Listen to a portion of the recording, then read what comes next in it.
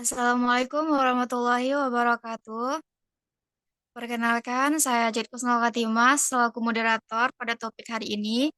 Topik yang akan kami bahas yaitu fase diam HVLC dan SVC dengan dosen pengampu Profesor Dr. Renat Insinyur Rinaldi Idros SSI untuk memenuhi mata kuliah analisa farmasi yang beranggotakan saya sendiri, Cid Kusnul Katimah dengan NPM 230810901115, Zila Zalila dengan NPM 230810901009, dan Hunafa Alia Sayuti dengan NPM 230810901035.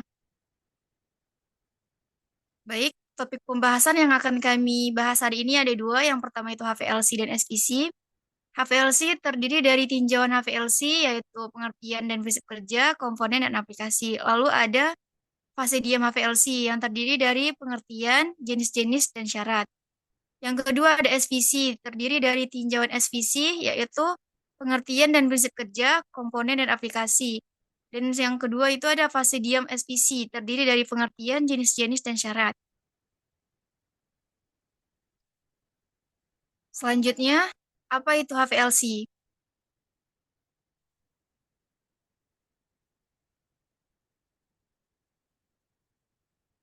High Performance Liquid Chromatography atau HPLC merupakan instrumen yang digunakan pada berbagai teknik analisis, termasuk analisis secara kualitatif, kuantitatif, isolasi, dan pemurnian.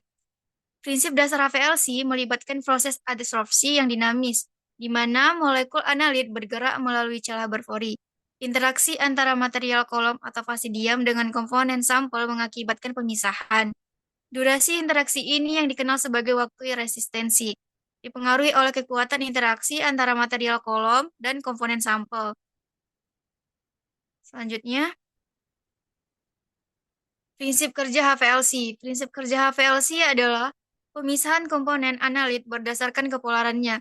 Setiap campuran yang keluar akan terdeteksi dengan detektor dan direkam dalam bentuk kromatogram, di mana jumlah peak atau puncak menyatakan jumlah komponen, sedangkan luas peak atau puncak menyatakan konsentrasi komponen dalam campuran. Komponen HVLC itu terdiri dari solvent yang berfungsi untuk mengalirkan fase gerak secara terus-menerus dengan kecepatan alir yang tetap oleh pompa.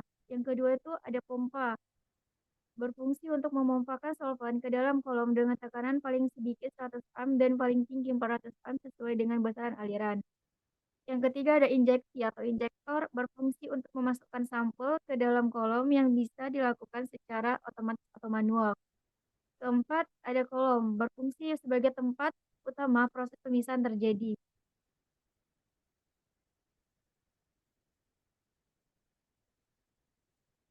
Kelima, ada detektor, berfungsi untuk mendeteksi sampel yang telah terpisah setelah melewati kolom.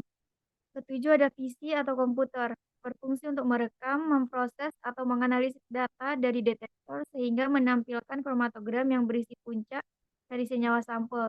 Dan yang terakhir itu ada WES, berfungsi sebagai tempat mengumpulkan sisa pelarut setelah proses analisis. Lalu ada fase diam HPLC. Fase diam pada HPLC adalah fase tetap yang terdapat di dalam kolom dan biasanya berupa partikel padat dengan pori-pori kecil serta luas permukaan tinggi. Fase diam ini berfungsi untuk berinteraksi dengan komponen sampel sehingga terjadi pemisahan berdasarkan afinitas atau interaksi antara komponen dengan fase diam. Lalu selanjutnya ada jenis fase diam HPLC. Jenis fase diam HPLC itu ada tiga. Yang pertama, fase normal atau polar untuk memisahkan senyawa polar yang interaksi kuat dengan fase diam. Contohnya silika gel atau alumina. Yang kedua ada fase terbalik yaitu nonpolar untuk memisahkan senyawa nonpolar yang interaksi kuat dengan fase diam. Contohnya Si18 dan Si8. Dan yang terakhir ada fase penukar ion. Adalah resin polimer yang terhubung silang. Biasanya polistiren yang terhubung silang di vinilbenzena dengan gugus fungsional ionik yang melekat secara kovalen. Selanjutnya akan dijelaskan oleh teman saya.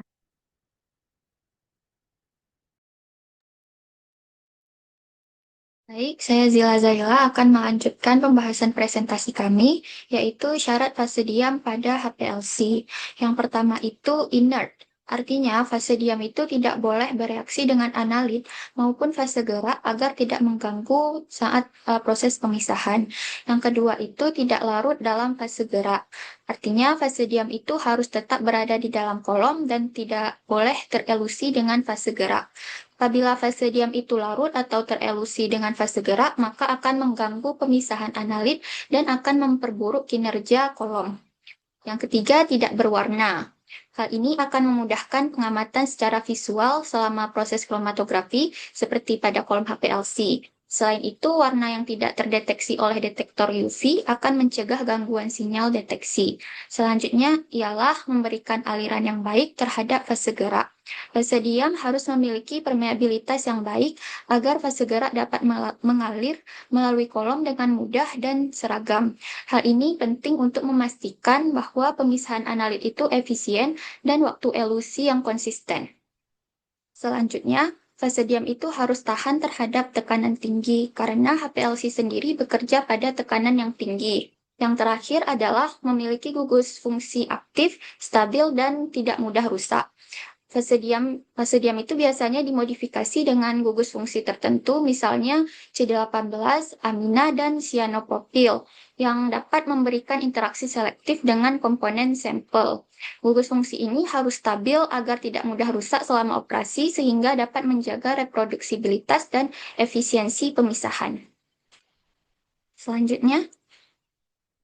Selanjutnya ada aplikasi HPLC di bidang farmasi. Yang pertama itu HPLC berperan dalam pengembangan obat dan pengendalian mutu. HPLC dapat menjamin kemurnian, komposisi, serta mendeteksi kotoran dan degradasi obat baik dalam pengembangan maupun produk akhir.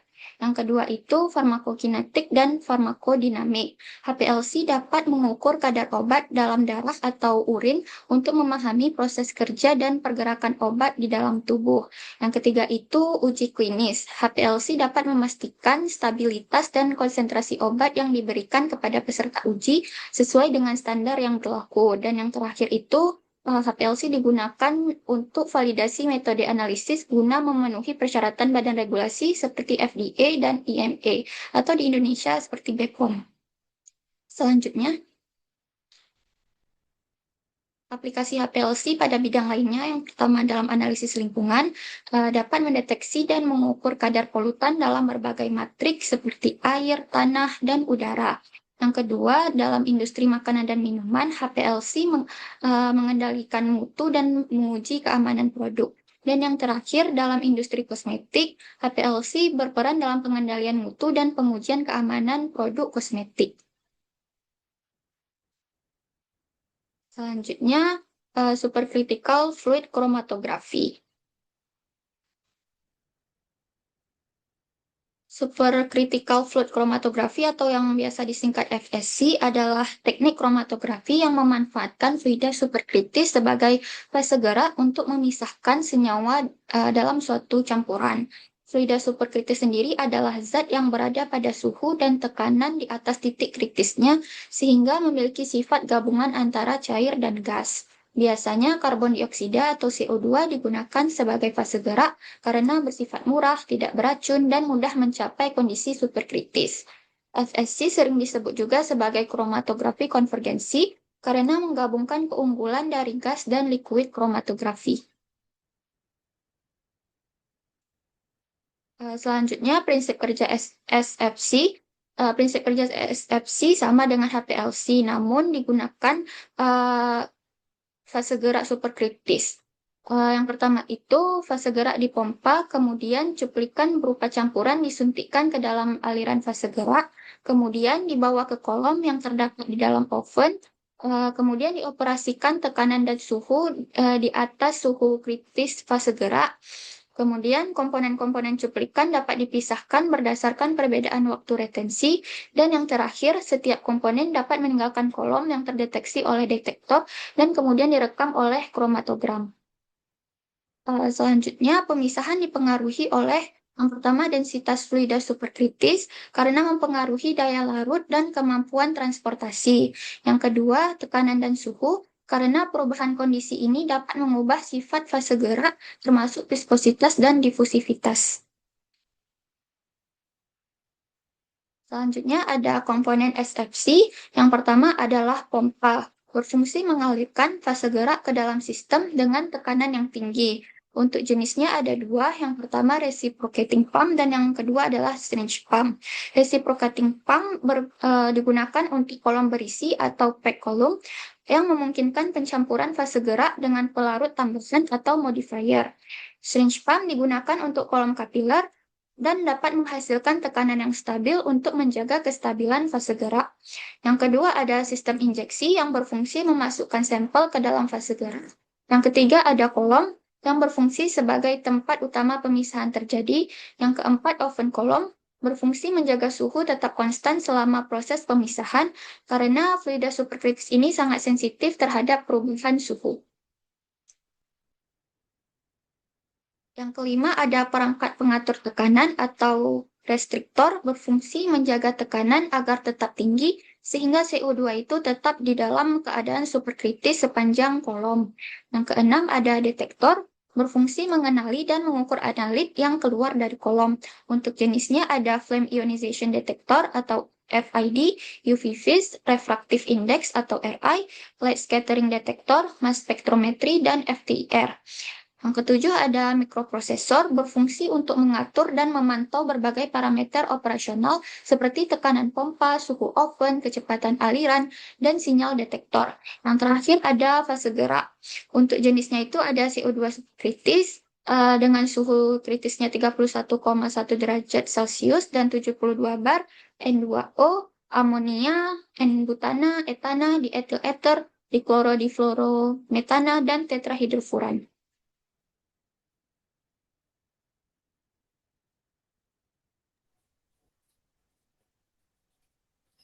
Baik, selanjutnya saya akan melanjutkan presentasi dari teman saya. Berikut adalah definisi dari fase diam SFC. Jadi, fase diam dalam kromatografi fluida superkritis atau SFC itu adalah bagian tetap dari kolom pemisah tempat senyawa-senyawa dalam sampel berinteraksi secara kimia. Fase ini itu biasanya berupa partikel silika atau material lainnya yang dilapisi dengan senyawa tertentu. Selama pemisahan, senyawa akan berinteraksi sementara dengan fase diam. Semakin kuat interaksinya, maka semakin lama senyawa bertahan di dalam kolom. Karena itu, fase diam berperan penting dalam efektivitas pemisahan, kecepatan analisis, dan selektivitas. Pemilihannya itu harus disesuaikan dengan sifat senyawa yang dianalisis. Selanjutnya, ada jenis-jenis fase diam SFC. Yang pertama itu ada silika. Nah, silika merupakan fase diam yang paling umum dan cocok digunakan untuk senyawa polar. Selanjutnya ada C18 atau octadesilsilen. Nah, C18 ini merupakan fase diam nonpolar yang digunakan untuk senyawa lipofilik. Yang ketiga ada amino, dia merupakan fase polar dan digunakan untuk senyawa dengan gugus fungsional polar. Selanjutnya yang keempat ada fluoro, dia merupakan fase diam hidrofobik kuat untuk senyawa nonpolar yang sangat hidrofobik. Yang kelima ada alumina, dia digunakan untuk senyawa polar dengan adsorpsi yang kuat. Selanjutnya yang keenam ada poliamida, dia itu digunakan untuk selektif untuk senyawa bioaktif atau polar. Selanjutnya ada fenil, dia digunakan untuk modifikasi silika dengan gugus fenil dan cocok untuk senyawa aromatik. Dan yang terakhir ada kiral, digunakan untuk memisahkan isomer enantiomerik. Baik, selanjutnya ada syarat fase diam SFC. Yang pertama itu ada kestabilan kimia, di mana fase diam itu harus stabil secara kimia, tidak mudah terdegradasi oleh pelarut superkritis atau seperti CO2. Yang kedua, syaratnya itu adalah ukuran partikel yang tepat, di mana ukuran partikel fase diam itu akan mempengaruhi efisiensi pemisahan.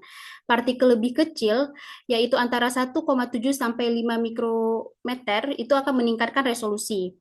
Yang ketiga, ada polaritas yang sesuai.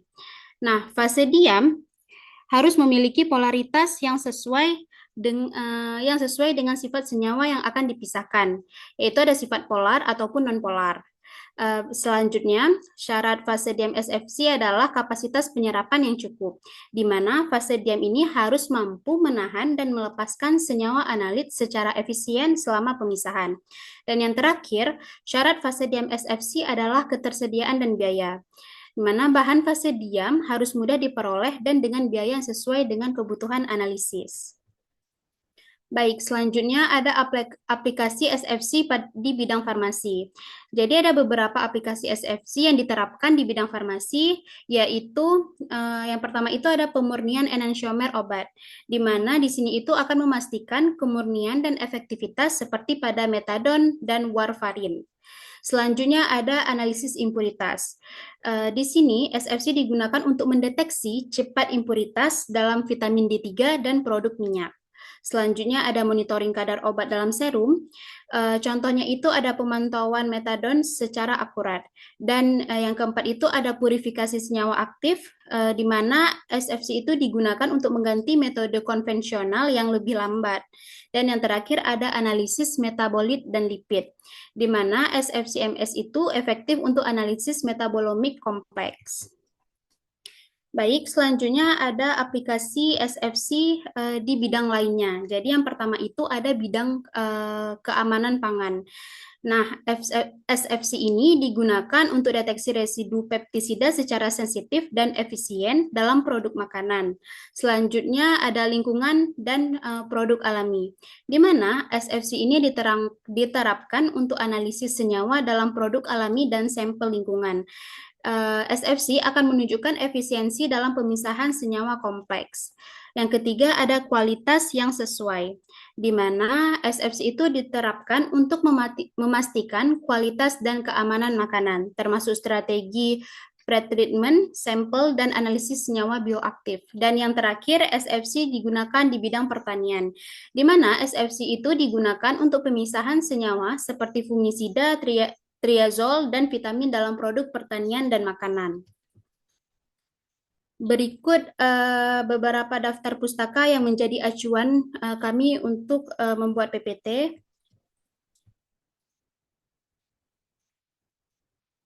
Selanjutnya akan saya serahkan kepada moderator. Baik, sekian presentasi dari kami. Maaf apabila ada kesalahan, kami tutup. Assalamualaikum warahmatullahi wabarakatuh.